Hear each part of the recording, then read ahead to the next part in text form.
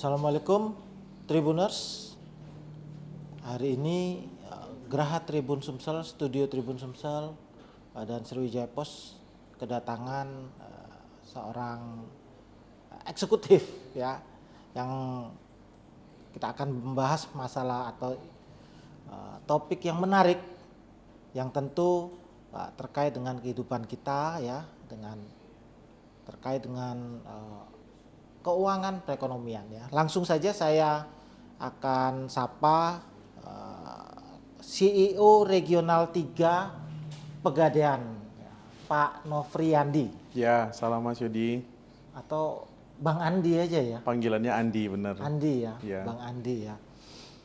Bang Andi ini bener ya? Bang Andi, nama panggung biasanya Anditan gitu. Nama panggung nama ya, panggung. Nofriandi. CEO Regional Ya. 3. Itu wilayahnya di Kanwil 3 berarti Sumatera bagian selatan. Jadi dari Palembang, Jambi, Bengkulu, sampai Lampung dan Bangka Belitung. 5 provinsi. 5 provinsi. Betul. Seperti Panglima ya. Wah, lebih ya, Panglima ya. Panglima 5 provinsinya. Kodam. Bukit Barisan tuh. Kalau di sini Sriwijaya. Sriwijaya. Oh ya, daerah Sumatera Utara ya. Ya, kalau itu Sumatera Utara ya. Betul, betul. Kalau di sini Sriwijaya. selatan itu Sriwijaya. Juga sama itu, Bangka Belitung, Sumatera Selatan, Jambi, Lampung. Cakupannya cukup luas. Cukup luas. Iya. Emas Pegadaian sudah tersebar di 5 provinsi itu. Nah, PR-nya di situ malah kan. PR-nya Gimana di biar situ. tersebar meluas menuju Indonesia Emas 2045 gitu kan. Indonesia Emas 2045 Mengemaskan Indonesia bersama Pegadaian. memuaskan itu. Gitu.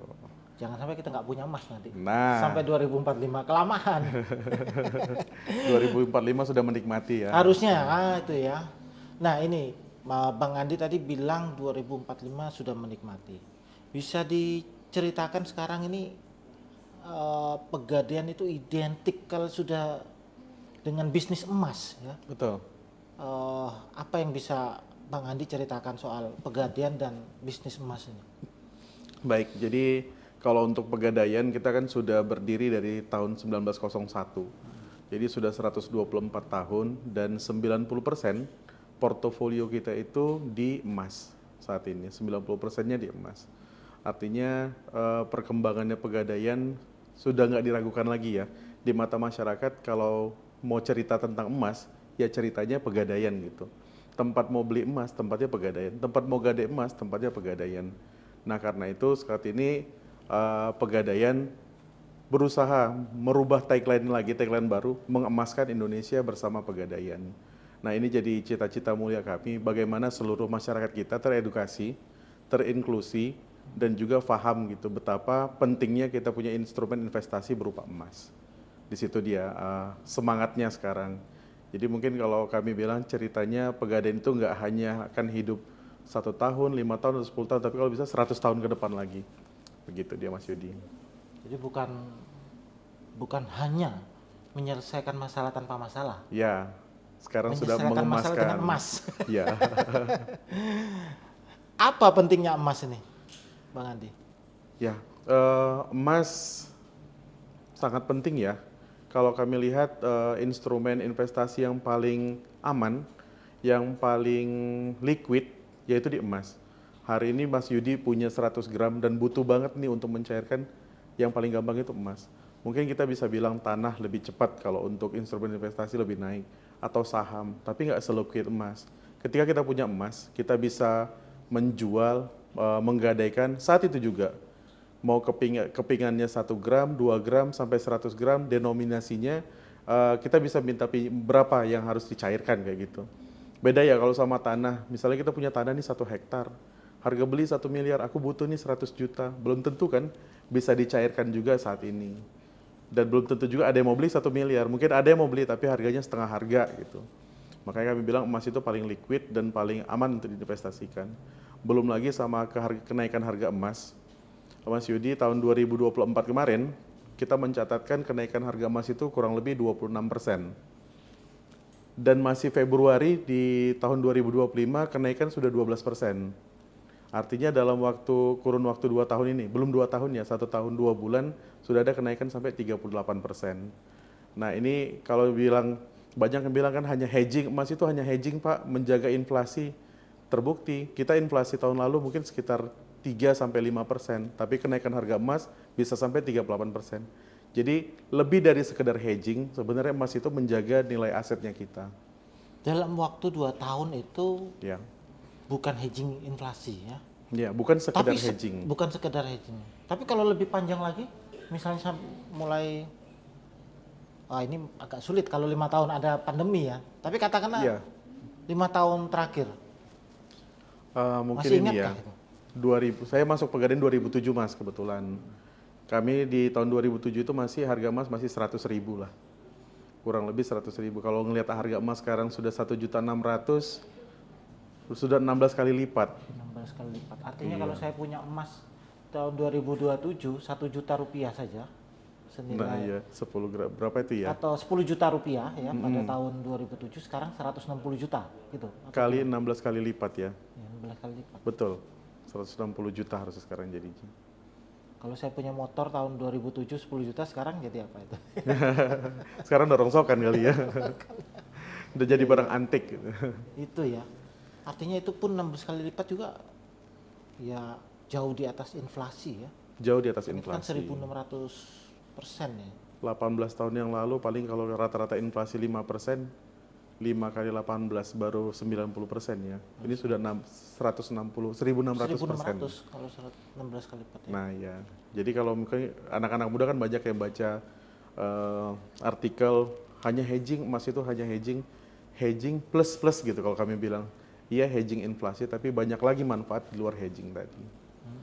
Begitu. Memang kalau di pelajaran atau kita lihat diskusi tentang perekonomian, memang emas ya hedging itu ya. Artinya koreksi ya. Tapi misalnya berapa puluh tahun lalu kita punya 1 kilo emas, 10 gram emas gitu ya.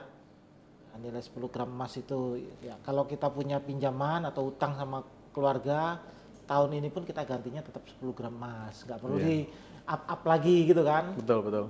Sesuatu yang setara gitu ya. Tetapi kalau dibandingkan dengan rupiahnya luar biasa. Wah jauh sekali ya. Ya kan. Dan ini mungkin ya nilainya kalau kami bilang, kalau teringat di zaman Rasul katanya 1 ekor kambing ya cukup hanya dengan 2,5 gram emas gitu. Sampai tahun sekarang pun 2,5 gram emas itu mungkin bisa dapat 2 ekor kambing atau 3 ekor kambing atau 1 kambing ekor yang besar lah gitu. Iya. Nah itulah menjaga aset tadi itu. Jadi nilai 1 kambing itu benar dijagain dengan emas.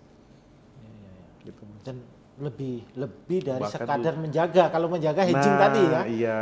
Ini bisa lebih dari menjaga juga. emasnya bisa lebih emas ini kambingnya tadi ya. Iya. Atau sampai punya anak mungkin.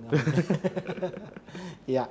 Sekarang harganya berapa ini berarti? Kurang lebih 1.600.000 per gramnya. Posisi per pekan-pekan ini ya. Pekan ini dan hampir menyentuh 3.000 per troy ounce ya. Apa maknanya itu 3.000 per troy ounce itu? Wah itu titik psikologis ya. Jadi kalau dibilang ATH gitu, istilah anak-anak saham itu kan ya. all time high katanya. Harga emas itu sudah menyentuh titik tertingginya, baik dari per troy ounce-nya, baik juga per rupiahnya.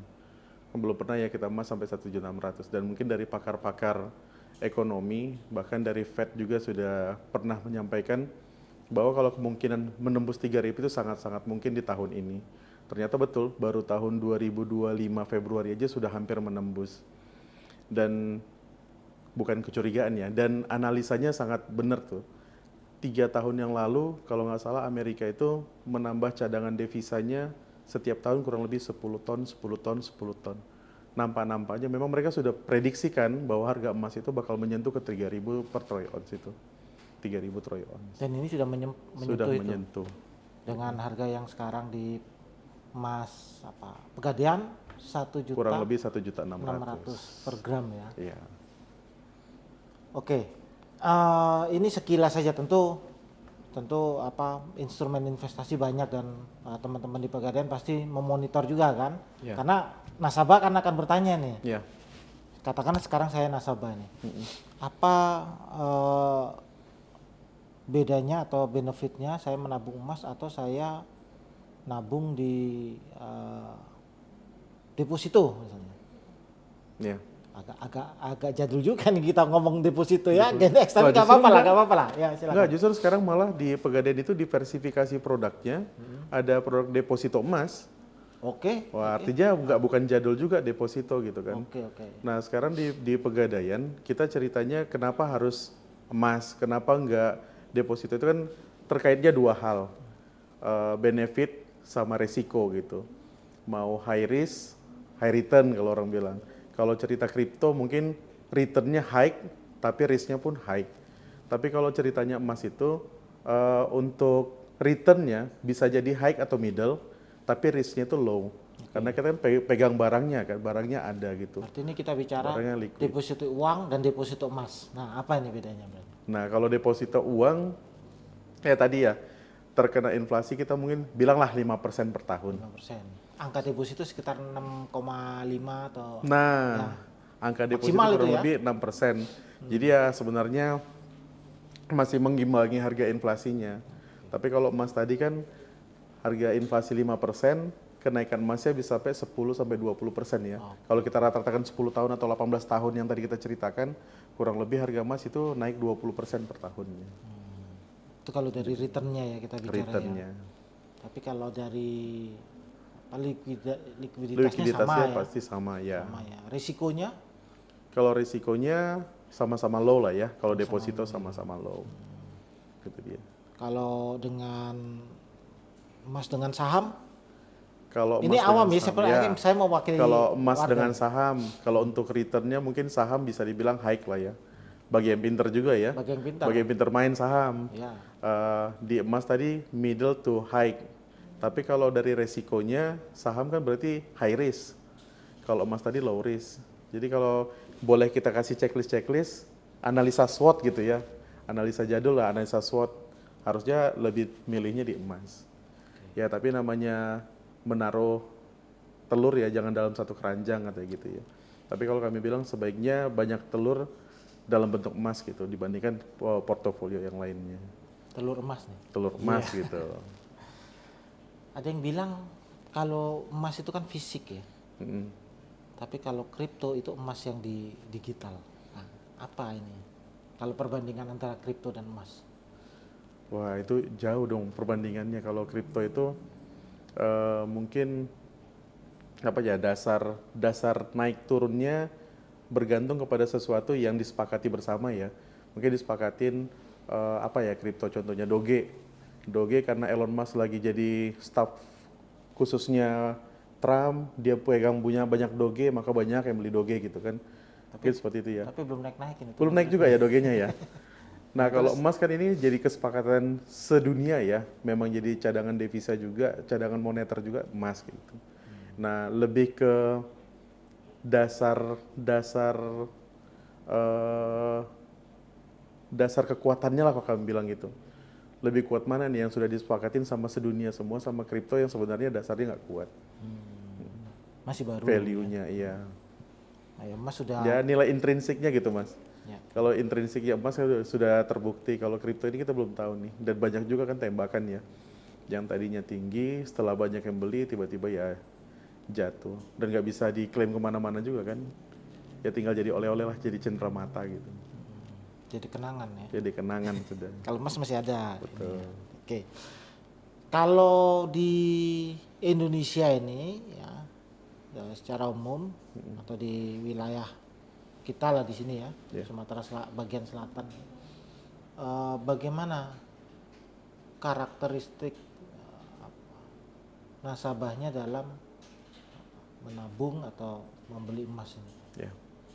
Jadi jujur kalau dibandingkan seluruh wilayah Indonesia ya, kenapa sampai 5 provinsi yang digabungkan menjadi satu CEO tadi kan, regional office-nya itu, karena memang edukasi emas di kita, di Sumatera bagian selatan ini belum tinggi mungkin daerah-daerah yang ada di kota metropolitan seperti Jakarta, Bandung dan lain-lain. Justru di sini yang kepemilikan emas itu masih cukup minim.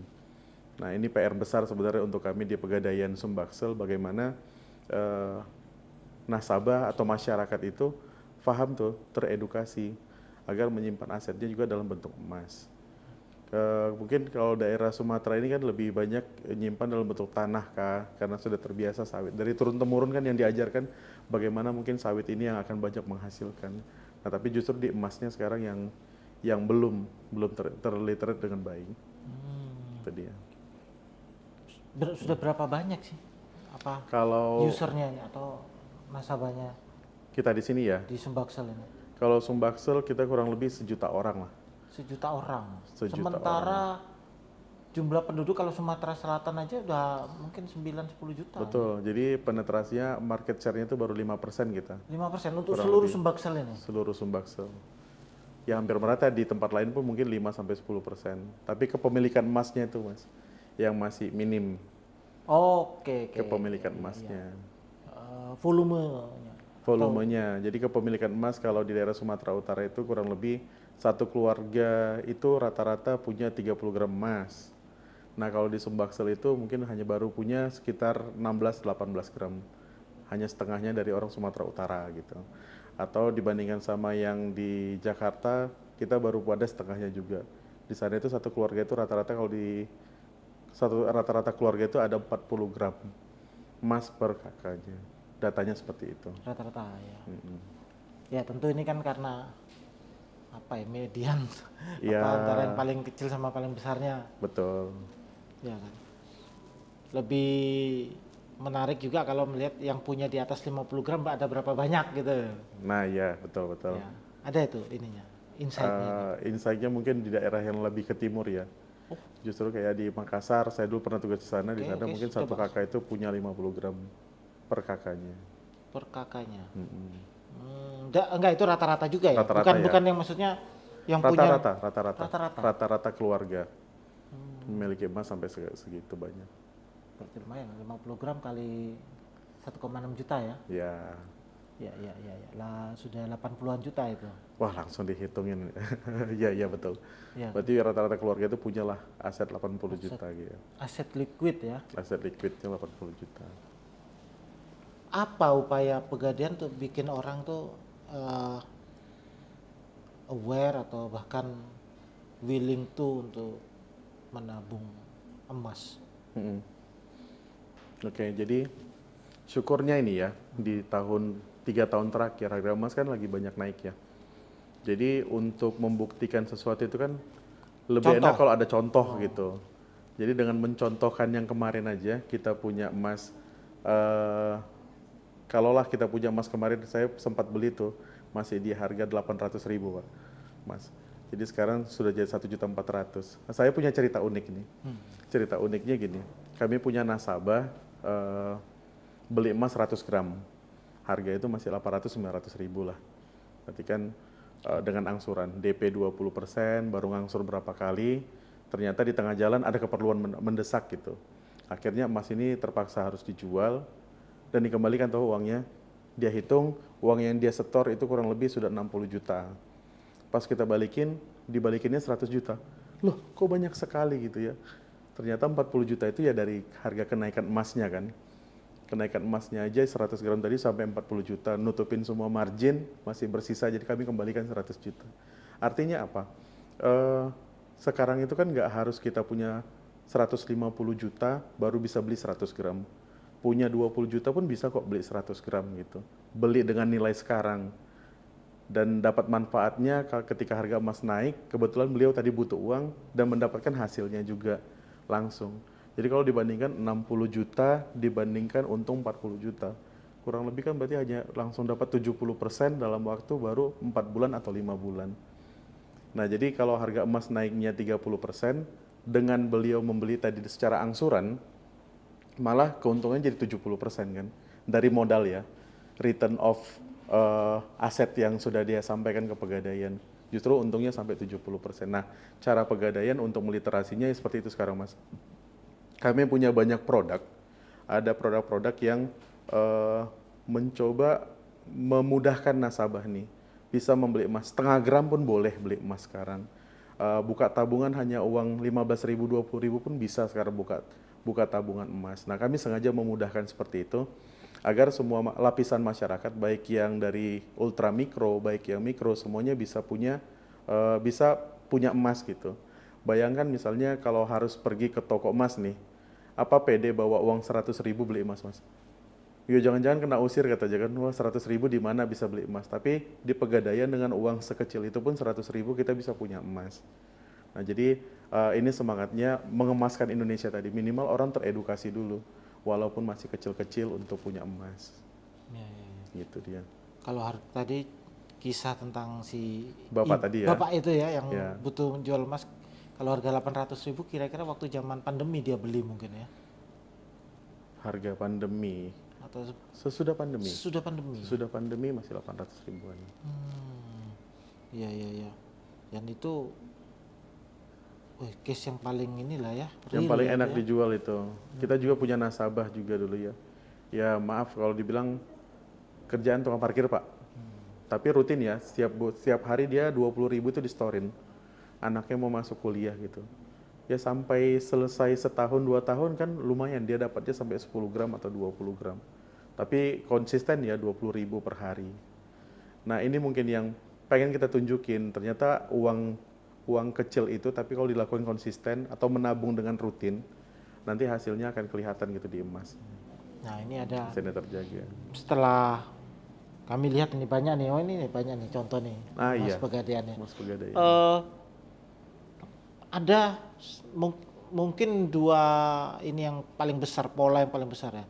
Dia mengangsur seperti kredit ya, seperti kredit saya. Karena kayak bahasanya bukan kredit kan, cicilan itu. Nah, yang kedua dia menabung. Mana yang paling banyak di antara nasabah Pegadaian itu? Nah, jadi ini kalau di awal kita banyak yang tabungan Mas, tabungan emas. Namun namanya tabungan ya, bisa jadi hari ini nabung, bulan depan ya kosong dulu, bulan depan kosong lagi. Biasanya kita kan jadi nggak komit ya, nggak komitmen untuk menabung. Bahasanya aja menabung, tidak dipaksakan. Nah karena melihat situasi seperti itu, kami sekarang buat namanya tabungan emas rencana. Nah tabungan emas rencana ini kita target nih, misalnya Mas Yudi pengen deh 1 tahun ini punya 100 gram. Jadi setiap bulan itu nanti harus ngangsur berapa untuk dapatkan 100 gram tadi. Tapi ya 100 gram itu dengan harga hari ini loh ya. Harga hari ini. Even nanti harga emas pun naik jadi berapa, 2 kali lipat, tetap bayar angsurannya di harga hari ini. Nah jadi ya itu tadi. Kita bertransformasi kan, ngelihat kebutuhannya pelanggan. Oh ternyata ini kalau misalnya hanya dibukakan tabungan emas, kebanyakan orang itu nggak komit buat dia tabungan emas rencana. Itu yang dilakukan Pegadaian sekarang. Akhirnya jadi semakin besar lagi. Just info ini Mas, kita punya se-Indonesia itu tabungan emas itu kurang lebih 12 ton. Sudah ada sekarang di stok kita 12 ton. Dan Pegadaian itu nggak boleh ketika ada orang nabung 100 gram, artinya kami harus stok juga di kantor pusatnya kami 100 gram tadi. Jadi kan banyak yang berpikiran ini gimana ya Pegadaian mengelola bisnisnya. Kami nggak berani juga ngambil resiko besar kan untuk emas ya. Ketika emas sudah ditabung 100 gram, maka kami harus stok 100 gram. Jadi itu yang buat Pegadaian ini pede untuk berbisnis di emas. Jadi seluruh Indonesia tadi 12 ton. Ton. Sampai saat ini sudah 12 ton. Jadi dari 12 ton itu besok nih saya atau nanti sore nih saya mau nabung 1 gram. Oke. Pegadaian langsung beli 1 gram itu Betul. untuk disimpan. 1 gram itu masuk berangkas lagi. Jadi tabungan yang ada di masyarakat ini realnya memang ada di Segitu juga lah yang fisiknya. ada di fisiknya. ya. Betul. Betul Mas. Gimana kami bisa tahu itu? Ya, kan yang pasti Pegadaian itu di bawah pengawasan OJK ya, di pengawasan OJK. Jadi izinnya OJK untuk kami ya seperti itu juga diatur. Seberapa saldo emas yang ada di Pegadaian, segitu juga lah stok emas yang harus ada di gudang gitu. Dan itu dijagain sama OJK. Itu lembaga yang menjamin kan otoritas jasa keuangan. Iya. Jadi sekarang polanya lebih banyak yang tadi ya, yang kayak tabungan rencana itu, atau tabungan emas rencana. ada juga yang Dan angsuran fisik itu. juga masih banyak juga. Fisik, dibawa pulang berarti fisiknya. Dibawa pulang kalau sudah lunas. Oh, oke oke oke. Kalau belum lunas, belum dulu, masih disimpan di Pegadaian. Oke oke. Seperti tadi ya yang beli mau nabung 100 gram itu nantinya dapat fisik juga. Dapat fisik ketika sudah lunas, tapi karena kemarin belum lunas tapi sudah butuh, bisa di Diuangkan. buyback dulu kan. Iya iya iya. Di buyback lagi, dijual lagi ke Pegadaian, baru selisihnya nanti diperhitungkan. Berapa persen itu uang mukanya itu ya rata-rata? Kita 20% uang 20%. mukanya. Artinya kalau sekarang saya mau menabung 100 gram Ya, ya. Pakai harga sekarang ya. harga sekarang berarti anggaplah tadi 160 juta berarti. ya 160 juta 20% saya dari siap 160 juta. 32 2 juta. juta. Lalu sisanya ya, Baru diangsur setahun, 2 tahun, apa 3 tahun. persoalan nanti harganya sudah 3 juta per gram, Itu saya tetap bayar yang 1.600.000 1 juta tadi. harga sekarang ini. Iya. Iya iya iya. Serunya di sana, Mas. Seru itu ya. Serunya di sana. Dan kita tahu kan harga emas kalau ngeliat grafiknya kan nggak pernah balik di turun sampai 5 tahun terakhir gitu ya. Artinya dia bakal naik dan terus. Tapi siapa juga bisa memastikan, oh ini naik, saya nggak berani juga bilang harga emas akan 5 juta. Tapi kalau ngelihat historis, ya kenaikan harga emas itu kurang lebih sekitar 10% sampai 20% per tahunnya. Kalau menabung yang tadi itu maksimalnya berapa tahun? 3 tahun? 3 tahun juga. 5 tahun nggak bisa? Kita jagain di 3 tahun ini biar nggak kehilangan semangat kan. Oh ini 3 tahun, biar 3 tahun nanti punya emas dulu. Bisa juga ya, saya mau beli rumah nih, Iya, saya tabung model ini dulu, ya. ya kan? Nanti baru 3 tahun ke depan baru harga. Diambil ya untuk beli rumahnya gitu ya. Betul, Bisa ya. bisa banget Pak. Dan itu bukan spekulasi ya. Nggak Misalnya nih spekulasi. warga ini ya, saya mau beli tanah atau rumah 250 juta. Mm, Saya mau tabung 100 gram itu. ya, Bayar 32 juta. ya. Lalu selama 3 tahun saya angsur itu. Selama meyakini harga emasnya bakal nanti jadi 250 juta, kenapa enggak kan? Iya iya. Nggak spekulasi. Kalaupun nggak sampai juga Ya nggak ada salahnya salahnya. kan. Ya, emasnya ternyata naik ke 200 juta Iya, misalnya. iya, Atau iya, tetap iya. dia 160 juta misalnya Ya, gitu tetap lebih ya. Iya. Gitu ya. Menarik juga ya. Ada juga yang orang-orang pola-pola seperti itu.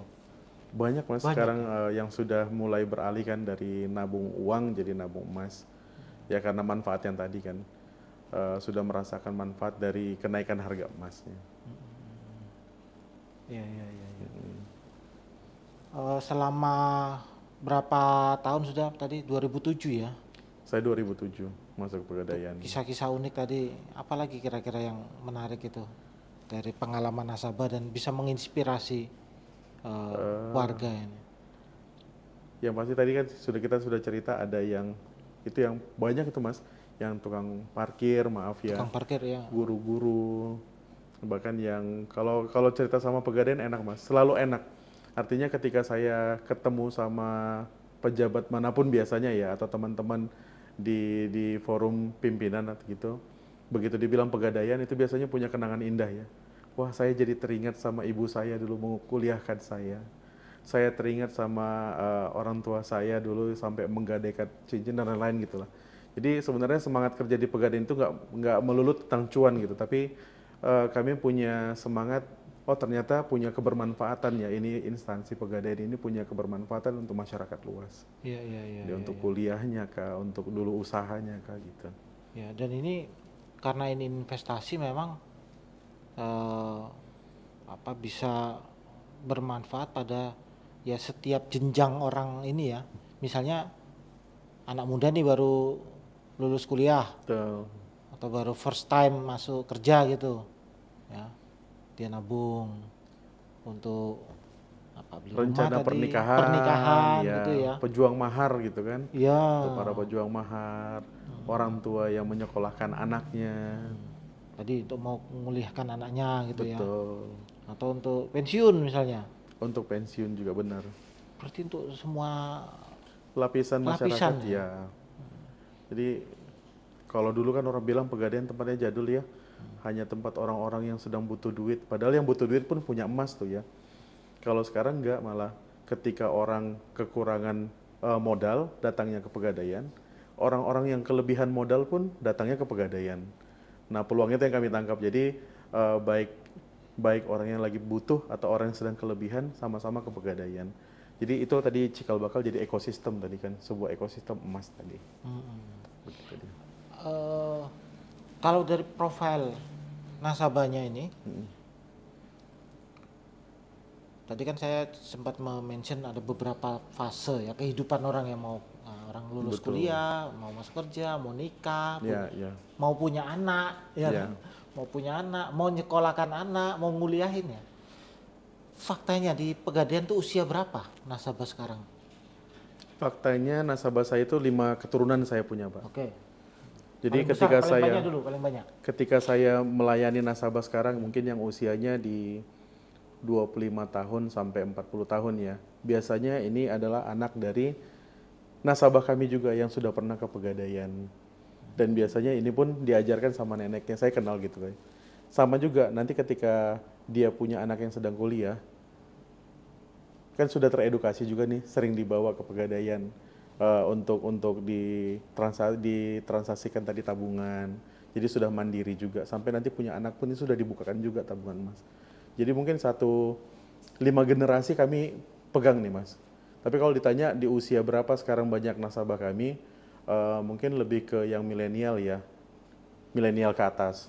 Artinya nasabah kami dari usia 35 sampai dengan nanti 60 tahun. Nah, PR besarnya bagaimana nanti anak-anak muda nih, jangan sampai nganggap nanti Pegadaian itu tempat yang tabu atau tempat yang hanya untuk orang-orang yang butuh uang. Padahal ketika kita mau investasi pun harusnya anak muda punya. Nah, itulah kenapa di Pegadaian transformasinya kami nggak hanya sekedar punya outlet Pegadaian. Kalau pernah mungkin Mas nyobain di Degade ya. Degade itu anak perusahaannya Pegadaian, Kafe ini. kafe. Nah, kafe ini memang sengaja kita buat bagaimana biar kita dekat sama anak-anak muda juga. Jadi orang nggak merasa asing lagi dengan Pegadaian. Sehingga di kafe itu pun, oh iya ternyata Pegadaian sudah terbiasa kan dengan Pegadaian. Nah, nanti ketika mereka sudah jadi orang sukses, butuh modal dan lain-lain, datangnya pun ke Pegadaian. Jadi di kafe itu diperkenalkan juga tentang Pegadaian gitu. Ya, biasanya ada kan iklan-iklannya sedikit-sedikit ada Pegadaian juga. Tapi cangkirnya biasa ya, bukan emas ya. Oh enggak, belum dibuat jadi emas. Iya. Takut berat Mas. Eh, untuk anak muda sebenarnya juga aplikasi itu ya. Oh iya, betul. Pegadaian juga sekarang pakai aplikasi untuk menabung, itu gimana itu ininya? Apa bedanya dengan yang menabung pakai buku itu? Sekarang kita punya namanya Pegadaian Digital Service. Nah, ini aplikasi super apps lah ya. Bisa mengakomodir kita mau beli emas langsung, ketika kita butuh bisa langsung digadaikan juga, atau mungkin harga emas lagi tinggi, lebih menarik untuk dijual juga bisa di sana. Nah, dan ini real time ya, nggak harus ngikut jam kerja kantoran jam 8 sampai jam 4 sore gitu. Ini kita butuh malam, butuh siang, bisa langsung di aplikasi dilakukan. Nah, di Pegadaian Digital Service ini dan untuk tarifnya pun jadi lebih murah. Kita niatannya gimana biar anak-anak muda tadi tuh lebih mudah kan untuk menggunakan aplikasi dan bertransaksi emas. Sehingga kita nggak butuh SDM yang banyak-banyak lah kalau misalnya transaksi di outlet. Sehingga untuk tarifnya itu masih lebih murah kalau ada di aplikasi dibandingkan datang ke outlet. Nah, itu rahasia itu sebenarnya ya. Tapi saya bukain lah untuk Tribun. Kalau belinya di aplikasi itu lebih murah dibandingkan langsung ke outlet. Tapi di aplikasi tadi bisa sampai malam di luar ini Ya, bisa transaksi. Tetap bisa dipakai ya. Oke, tapi yang beli Pegadaian juga ya. Sabtu dan Minggu pun Bedanya bisa. kan kalau kita di saham atau di ini kan Oh iya, harus market ada. ya. Kalau ini Pegadaian kan yang kita bertransaksi Kita dengan pasti Pegadaian. beli dengan Pegadaian pasti beli dengan harga beli dan harga jualnya. Yang selalu ditampilkan di Update, aplikasi betul. itu, diupdate di situ ya. Tapi update-nya apa harian atau gimana? Harga pagi sama malam? Umumnya harian. Tapi kalau ada perbedaan harga yang terlalu mencolok itu satu hari bisa sampai maksimal 3 kali. Tapi setelah di luar office hour pun masih update enggak ya? Masih update. Masih update. Masih update. Sabtu Minggu pun masih bisa dipakai. Harganya. Iya. Oke. Misalnya ada kejadian yang luar biasa ini terkait Harga dengan emas naik. nih, naik nih ya, naiknya sampai dalam hitungan jam itu bisa atau hari itu bisa 5%, 10% misalnya. Wah iya. Ya. Berubah juga itu malam itu. Harusnya berubah Jam juga. 11 malam gitu. Betul, berubah juga. Berubah juga ya. Iya, kita punya perhitungan lah, nanti kan dilihat dari smart moving average-nya ya, rata-rata pergerakan 30 hari atau 60 harinya. Disesuaikan lagi. Ya menarik, ini bisa untuk anak muda ini ya, Ya, yang suka lihat apa IDX, pergerakan kripto, harga emas, ya, ya. emas ini juga bisa bagian dari portofolio ya. Nah, betul. Ya, oke.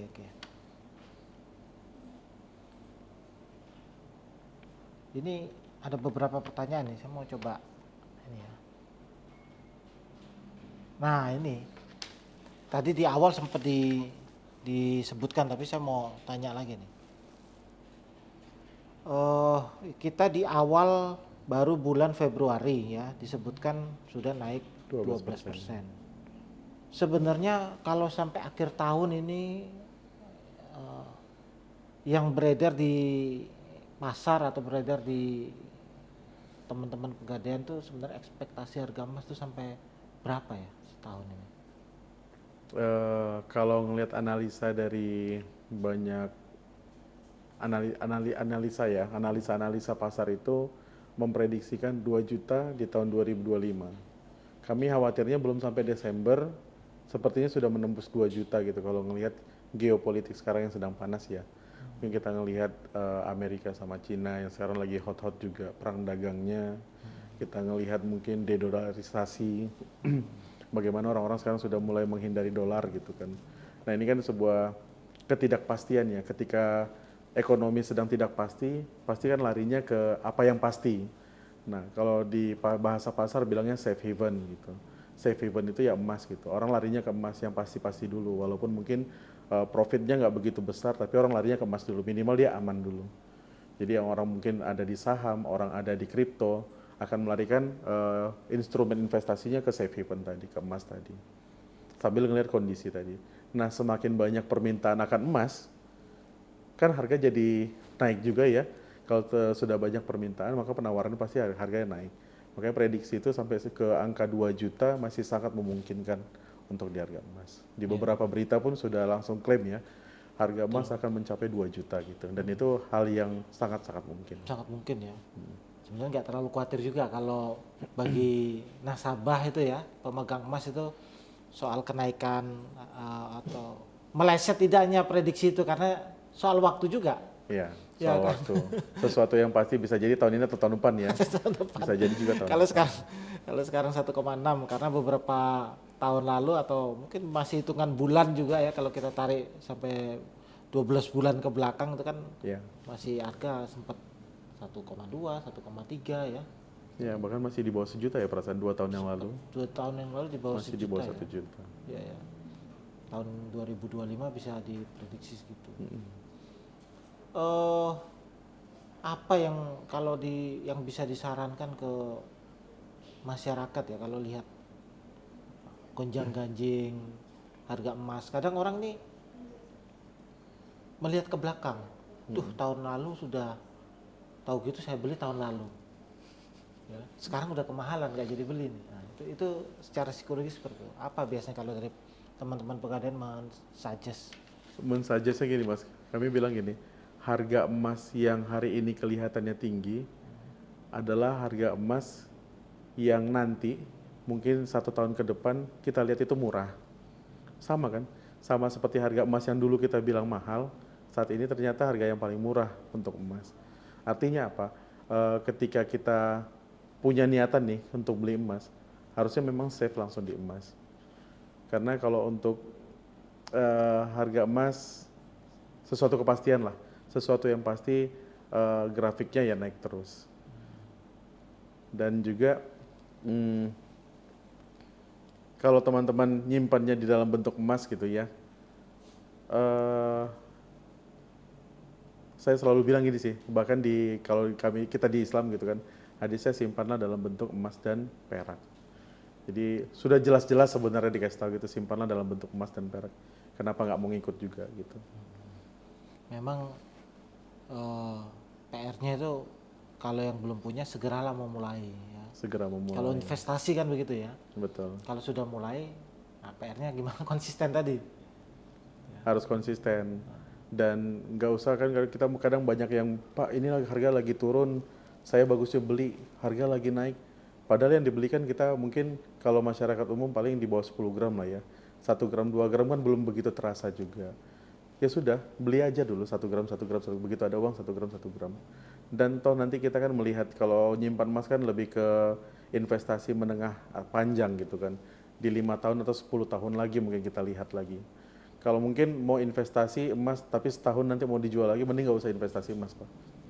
Mending simpan aja uangnya gitu. Tapi kalau misalnya mau cerita 5 tahun, 10 tahun lagi, simpanlah emas.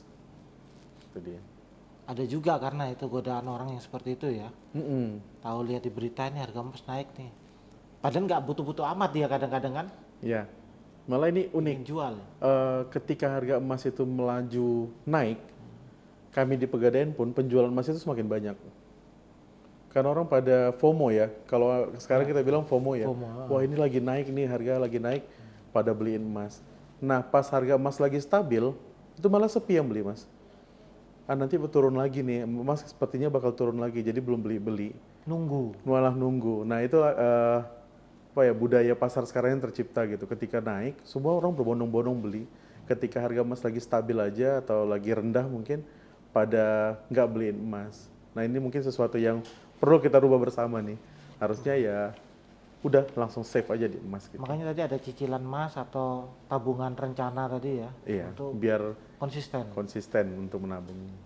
Ya, ya, ya, ya, ya.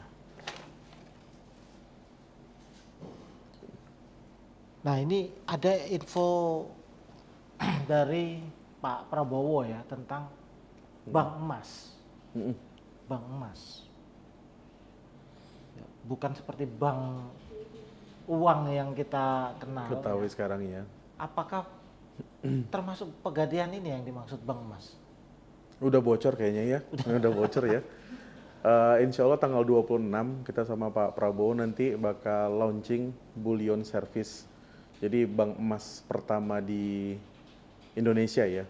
Itu nanti Pegadaian yang handle. Jadi kalau bullion emas ini mungkin sama tadi kayak bank, kalau bank sekarang pada umumnya kan mengelola uang. Kalau bank emas itu mengelolanya emas. Dari pertambangnya, dari tambangnya sampai nanti sampai ke consumer itu semuanya Pegadaian yang menjadi pengelolanya atau jadi ekosistemnya.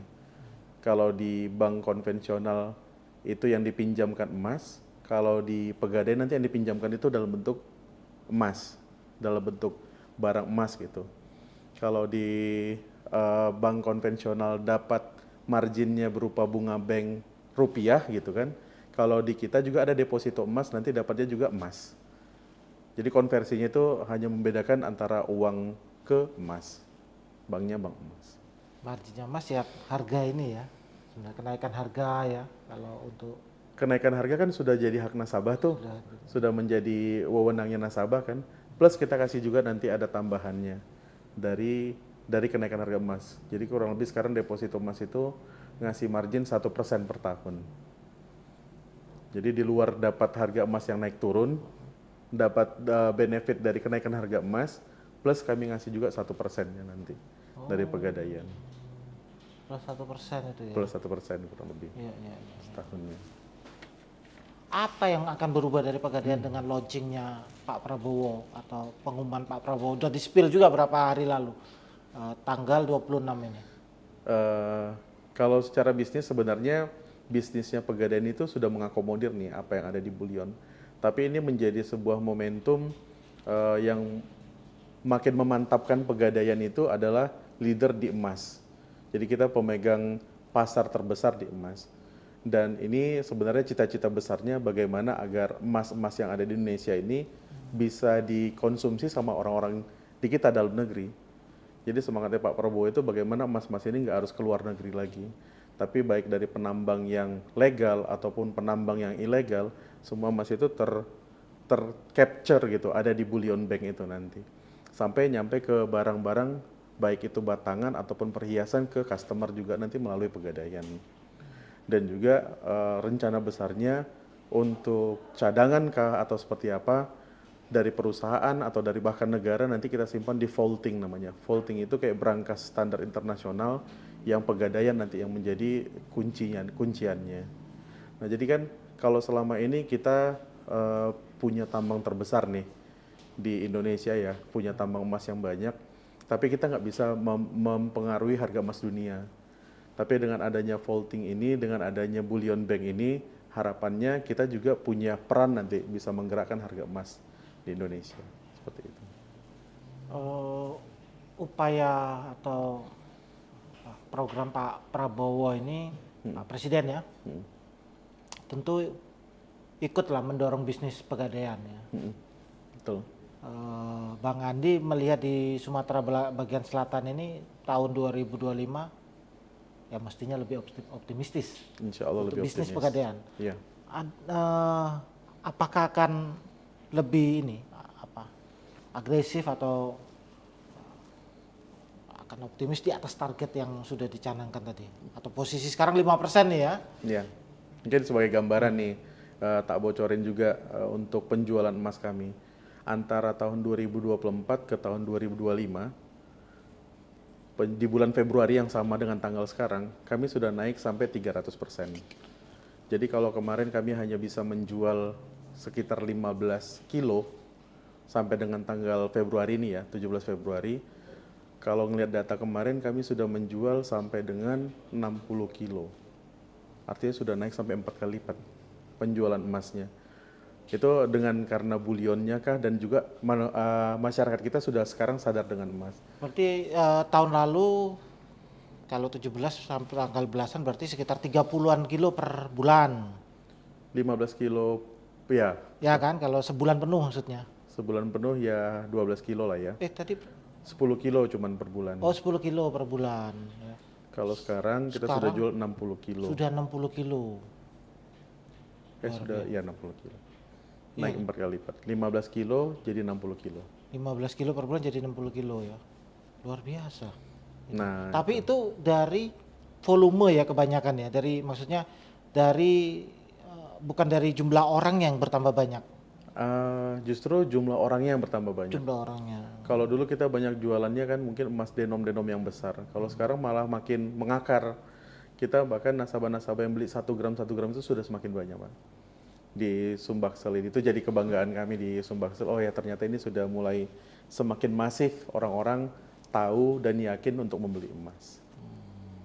Yang penting kan mulai aja dulu. Mulai aja dulu. Ya. Bisa jadi nanti lebih tinggi dari 5%. Marginnya ya. Nasabah emas. Tadi Ya. kan 55% dari katakanlah market atau populasi gitu ya yang punya. Ya harusnya bisa lebih lagi nanti. Harusnya bisa lebih lagi ya. Kalau ya bukan hanya 5%, mungkin bisa kalau bisa 10% ya. 10%. 10% atau 20% nasabah kita tuh, masyarakat kita paham tentang emas.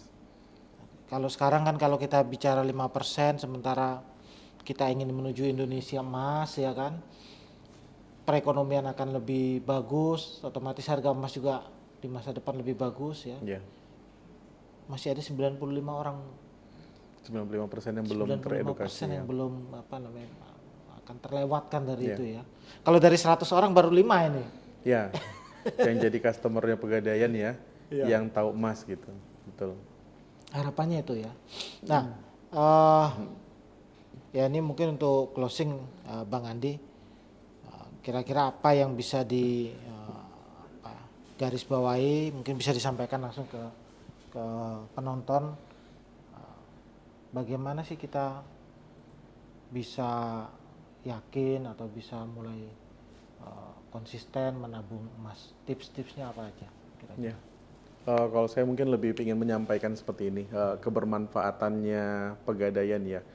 Kalau selama ini mungkin kalau hanya target dari 5% jadi 7% atau 10% itu saya rasa hal yang mudah. Tapi ini lebih dari sekedar itu, kami dari Pegadaian ingin emas ini menjadi sebuah instrumen yang sebenarnya dikenal baik sama masyarakat.